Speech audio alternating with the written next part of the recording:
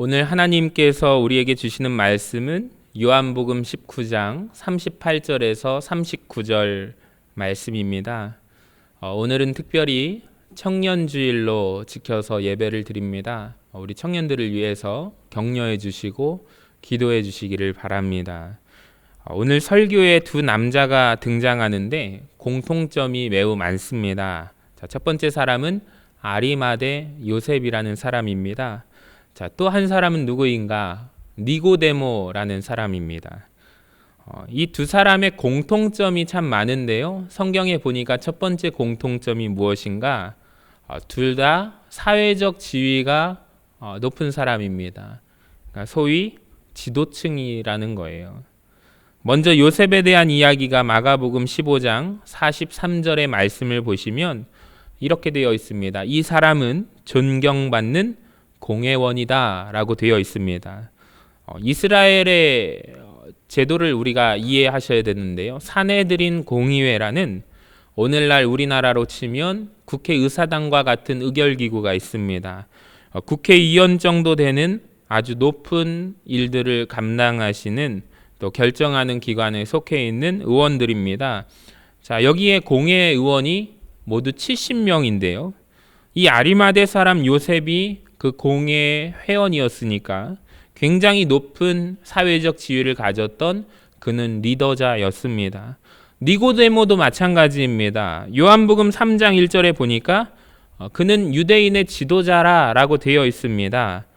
그래서 우리가 그냥 유대인의 지도자구나 라고 이 정도만 생각할 수 있는데 영어 성경에 보니까 분명하게 이렇게 말하고 있는데요.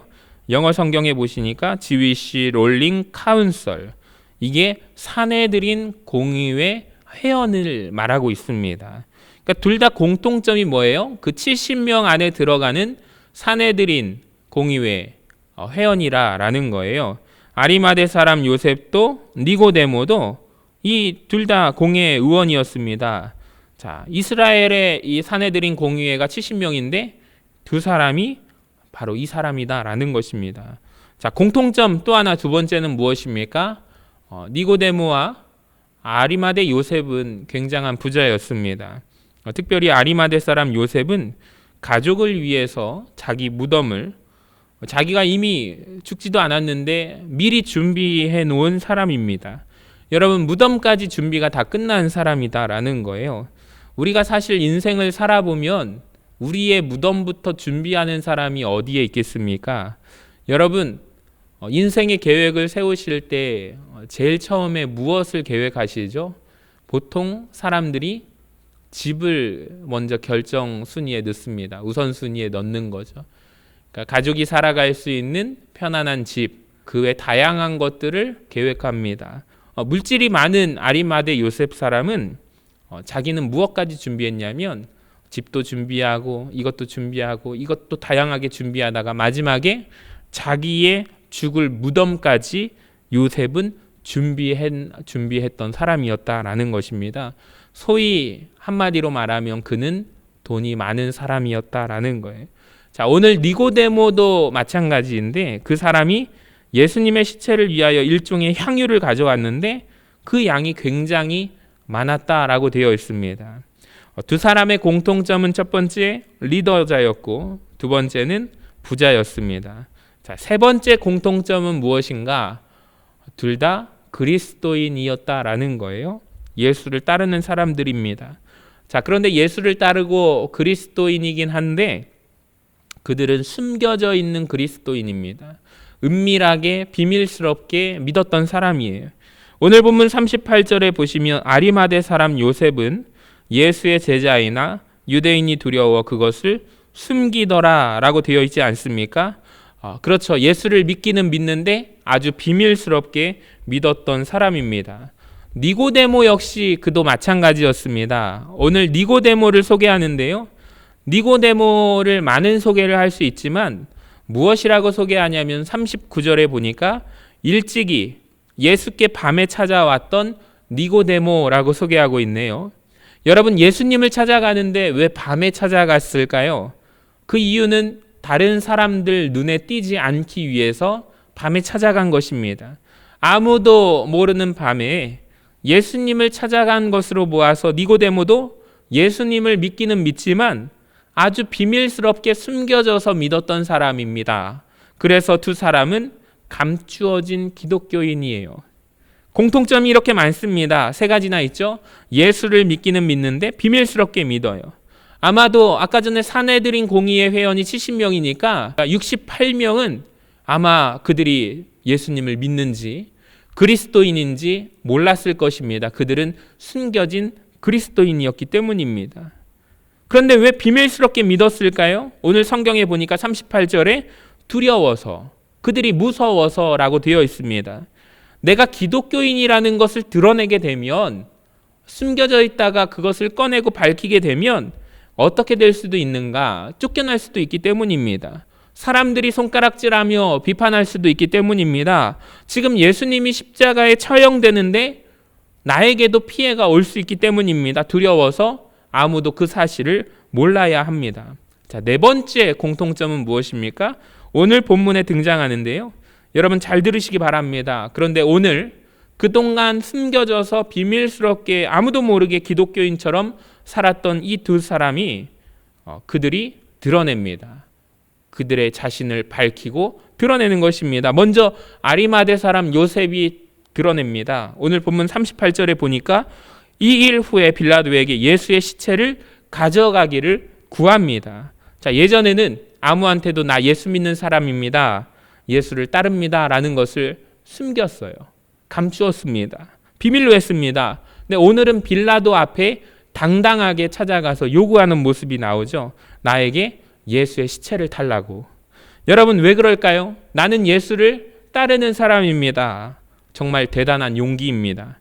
니고데모도 따라옵니다. 같이 옵니다. 나도 예수의 제자입니다. 그러면서 예수의 시체를 위하여 향유를 많이 가져왔음을 밝히고 있습니다. 예수님이 살아계실 때 드러냈더라면, 예수님이 십자가에 매달리시기 전에 그들이 고백하고 드러냈더라면 얼마나 좋았을까요? 그런데 나중에라도 하니까 그들의 고백이 더 멋있는 것 같습니다. 이게 왜 대단한 용기가 필요했냐면요. 자, 예수님을 십자가에 처형하라 라고 결정한 곳이 어딘가 하냐면 사내들인 공의회였기 때문입니다. 거기에서 다 결정했는데, 자, 이제 예수 믿는 자로 내가 드러낸다라는 것은 굉장한 어려운 일입니다. 그런데 그들은 드러냈다라는 거예요. 사실 아리마대 사람 요셉은요, 사내들인 공의회에서 결정할 때 이미 자신이 고백하고 드러냈던 사람입니다.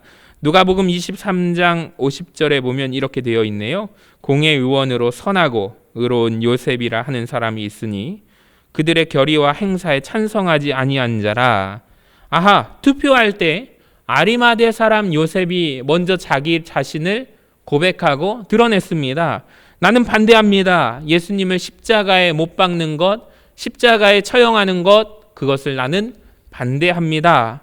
자, 그리고 조금 더 용기가 났는지 빌라도를 찾아가서 마가복음 15장 43절에 이렇게 되어 있습니다. 아리마대 사람 요셉이 와서 당돌이 빌라도에게 들어가 요구했대요. 영어 성경에 보니까 보들리, 대담하게 요구합니다. 자, 이제는 그는 더 이상 숨기지 않아요. 나 예수 믿는 사람이거든요. 당당하게 요구합니다. 예수의 시체를 나에게 달라라고 합니다. 여러분, 이게 정말 대단한 용기입니다. 왜냐하면 이 당시에 사실 이 두 사람 말고도 예수님을 믿었던 사람들이 더 많았던 것 같습니다. 그런데 아무도 드러내지 않고 숨겨져 있는 이유는 그들의 마음 가운데 두려움이 가득해서 그랬습니다. 요한복음 12장 42절에 보면은 그러나 관리 중에도 그를 믿는 자가 많대. 예수님을 믿는 자가 많았습니다. 자, 그런데 출교를 당할까 그들이 몹시 두려워하여 말하지 못한 자가 많았다고 말씀합니다. 자, 그래서 성경이 그들을 평가하기를 43절에 보니까 사람의 영광을 하나님의 영광보다 더 사랑했대요. 이 두 사람은 드러내고 있는 것입니다.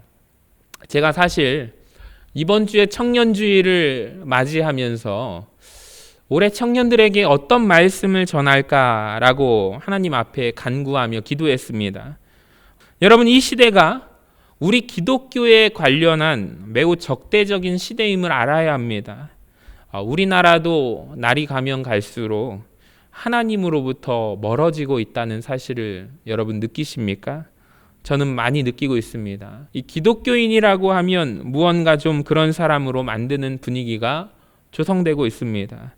여러분, 이 시대에 많은 사람들의 모습이 어쩌면 오늘 말씀처럼 니고데모와 또 아리마대 사람 요셉처럼 내가 기독교인이라는 사실을, 내가 예수 믿는 사람이라는 사실을 숨기고 싶어 할지도 모르겠습니다. 우리 자녀들도 학교에서 모르겠습니다. 아마 아주 어린 아이들은 안 그럴 것 같은데 초등학교 이제 고학년 정도 되면, 중학교, 고등학교 그 정도 되면 친구들도 나는 예수 안 믿어, 왜 교회 다니냐라고 말하는 것을 좀 자랑스럽게 여기고 다니는 그런 분위기 속에 우리 자녀들이 나는 교회 다니는데, 나는 그리스도인인데 라는 것을 때로는 숨기고 싶어서, 아니면 지금까지 아무도 모르게 내가 세상에서 드러내지 않고 감추어진 모습으로 신앙생활하고 있지는 않은지 저는 심히 우려가 됩니다. 여러분, 아이들뿐만 아니라 우리 청년들, 또 직장인 청년들, 또 직장을 다니시는 어른들, 또 이 사회 가운데 내가 기독교인이라는 사실을 드러내지 않고 숨기며 살아가고 계신 분들 안 계십니까? 내가 기독교인이라는 사실을, 내가 교회 다니고 예수 믿는다는 사실을 아무도 모르는 채 감추어진 이 시대에 그리스도인으로 살아가는 사람들이 이 중에 있을 수도 있겠습니다. 여러분, 왜 그럴까요? 그 이유는 무엇입니까? 내가 두려워서. 여러분, 내가 기독교인이라는 사실이 알려지면 사람들이 나를 향하여 어떤 말을 할지 내가 예상되기 때문에 감추어진 모습으로 굳이 말하지 않고 이대로가 편해라는 마음으로 그렇게 여기고 계시지는 않은지 우리가 생각하기를 원합니다. 그래서 오늘 말씀을 여러분에게 주시는 하나님의 음성으로 듣기를 원합니다. 내가 그리스도인됨을 드러내기를 예수님의 이름으로 간절히 축원합니다. 하나님께서는 하나님의 백성들이 나는 구별된 하나님의 사람입니다. 여러분, 이렇게 드러내는 것을 좋아하셨습니다. 그 증거를 말씀을 드릴게요. 자, 구약 시대에 구별된 사람들을 우리가 이런 말로 표현합니다. 나실인이라고 표현합니다. 나실인 들어보셨지 않습니까? 이 사람들이 신약 시대의 그리스도인들과 똑같은 사람들입니다. 이 나사렛 사람들, 나실인, 이 사람들은요, 하나님께서 특별히 하지 말아야 할 것을 지정해 주셨는데 하지 말아야 할 것 3가지가 있습니다. 첫 번째, 나실인은 술 마시면 안 됩니다. 우린 충분히 이해가 되죠? 자, 두 번째, 머리를 자르면 안 됩니다. 세 번째, 나실인은 시체를 손대서도 만져서도 안 됩니다. 자, 이것이 나실인들이 하지 말아야 되는 3가지입니다. 여러분, 그런데 한번 자세히 보시기 바랍니다. 이 3가지 중에 우리가 이해할 수 있는 것은 2가지인 것 같아요. 그런데 2번을 보시면 이해가 되십니까? 아, 그래, 술 마시면 안 되지. 구별된 사람들이니까. 아, 그래, 구별된 사람들이 시체 같은 거 만지면 안 되지. 자, 그런데 한 가지를 보세요. 이상하지 않나요? 구별된 사람들이 왜 머리를 자르면 안 되는 것일까? 여러분, 왜 하나님께서 나실인으로 사는 사람들은 머리를 자르지 못하게 하셨는지를 좀 아셔야 됩니다. 자, 원래 이스라엘 백성들도 머리를 짧게 자르려고 했습니다. 남자들이. 나실인 서약을 하는 사람만 머리를 길렀습니다. 이게 무슨 말이냐면요, 오늘날처럼 이스라엘 남자들도 머리가 저처럼 짧았습니다. 짧게 자르려고 했는데 길을 가다가 보면 어떤 사람이 머리가 길거든요. 남자임에도 불구하고 머리가 짧지 않고 머리가 길다. 그러면 누구나 보아도 아, 저 사람은 나실인이구나. 하나님께 구별된 삶을 살아가는 저 사람은 나실인이구나. 나실인으로 구별되어졌구나. 이것을, 모든 것을 사람들이 알도록 우리 하나님께서 명령하셨다라는 것을 기억하시기를 바랍니다. 여러분, 저는 이 시대에 우리 그리스도인들이 나실인이라고 생각합니다. 구약 시대에 다시, 여러분, 저는 이 시대에 그리스도인들이 구약시대의 나시린과 같다라고 생각합니다. 여러분, 하나님은 여러분이 그리스도인이라는 사실을, 구약시대 나시린이라는 사실을 나만 알고 아무도 모르게 꽁꽁 숨기는 모습으로 살아가는 것이 아니라 이 세상 모든 사람들이 알기를 원하신다라는 거예요. 그 옛날에 머리를 다 짧게 자를 때 머리를 길게 기르는 것이 상징이었다면, 여러분, 이 시대는 어떻게 할까요? 우리 여러분 스스로가 각자가 정하시면 됩니다. 자, 어렵지 않습니다. 내가 그리스도인 됨을 드러내는 방법이 참 많습니다. 여러분이 정하시면 돼요. 저는 우선 밥 먹을 때 어떻게 하면 될까요? 기도하면 됩니다. 여러분, 밥 먹기 전에 우리가 하는 기도, 식기도라고 하잖아요. 기도하시기를 바랍니다. 근데 기도를 하는데 음식이 나왔는데 이게 기도를 한 건지 눈에 뭐가 들어가서 잠깐 눈만 감았다 뜬 건지 모르게 그냥 지나가는, 순식간에 지나가시는 분들이 있습니다. 기도하시기 바랍니다. 내가 이 세상에서 그리스도인이라는 사실을 여러분 행동으로 보여주시기를 바랍니다. 우리 핸드폰 배경음악 여러분 찬양으로 하셔도 좋습니다. 핸드폰 배경화면을 내가 하나님의 말씀 성경 구절로 해놓아도 좋습니다. 여러분 숨지 마시기를 바랍니다. 사람들로 하여금 여러분이 기독교인이라는 사실을 드러내시기를 바랍니다. 여러분, 이 시대가 얼마나 믿음의 사람들을 향하여 적대적인지 모릅니다. 예수를 믿는 이 가운데 내가 예수 믿는 자라고 자랑스럽게 커밍아웃 하시기를 바랍니다. 여러분, 커밍아웃이라는 단어 요즘 많이 쓰지 않나요? 이 시대는 커밍아웃, 이 부끄러운 것을 커밍아웃하는 시대입니다. 여러분, 커밍아웃이라는 뜻이 원래 커밍아웃 오브 더 클로젯이라는 단어에서 나왔습니다. 이 벽장 바깥으로 원래 숨겨져 있었는데 그게 뛰쳐나온 것입니다. 이게 요새 누가 이런 표현을 많이 쓸까요? 커밍아웃. 많이 들어보셨죠? 게이들이 씁니다. 나 이제 커밍아웃 한다. 레즈비언들이 씁니다. 나 이제 커밍아웃 한다. 성경이 죄라고 하는 것을, 말하기 부끄러운 것을 커밍아웃 하면서 자랑하는 이 시대에 여러분, 우리가 진짜 무엇을 커밍아웃 해야 합니까? 내가 그리스도인 됨을 커밍아웃 하시기를 바랍니다. 나는 하나님의 사람이다. 하나님을 자랑하시기를 바랍니다. 할렐루야. 나는 예배 드리는 자다. 나는 기도하는 자다. 나는 찬양하는 자다. 나는 생각이 구별된 자다. 나는 삶이 구별되어지고 물질이 구별된 자다. 나는 인생의 목적이 다른 자다. 여러분, 커밍아웃 하시기를 바랍니다. 우리 청년들에게 꼭 부탁하고 싶은 말씀은 주님을 자랑하시기를 바랍니다. 내가 그리스도인됨을 자랑하시기를 바랍니다. 여러분, 그렇게 되시기를 주님의 이름으로 간절히 축원합니다. 자, 예수님이 이런 말씀을 하셨습니다. 자, 마태복음 10장 32절과 33절을 보세요. 누구든지 사람 앞에서 나를 시인하면 나도 하늘에 계신 내 아버지 앞에서 그를 시인할 것이요. 누구든지 사람 앞에서 나를 부인하면 나도 하늘에 계신 내 아버지 앞에서 그를 부인하리라. 여러분, 유튜브에 보시면 광진교회 영상이 나오거든요.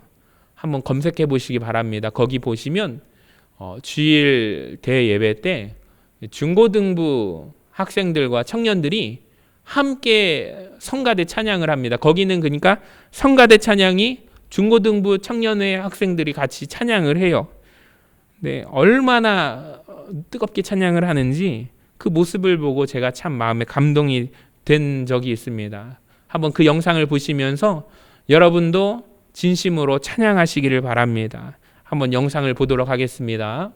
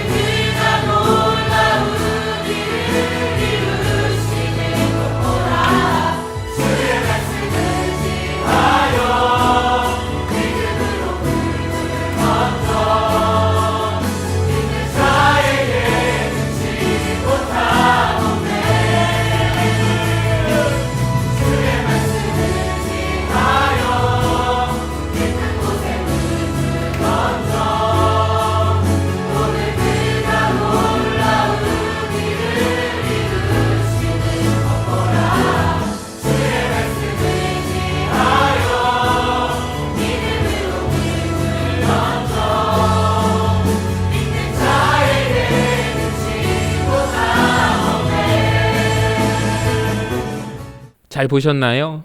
여러분, 저것이 진짜 찬양입니다. 이 아이들이 정말 진짜 찬양을 하나님 앞에 드리고 있어요. 나는 예수님을 저렇게 자랑하기를 원합니다. 주님이 나의 전부가 되십니다. 이 시간 우리가 믿음으로 고백하기를 원합니다. 예수님 자랑하는 우리 모두가 되게 하여 주시옵소서. 우리 청년주의를 맞이하여 우리 청년들뿐만 아니라 믿음의 세대들이 내가 예수 믿는 사람임을 밝히 드러내며 살아가는 한 주간 되시기를 주님의 이름으로 간절히 축원합니다.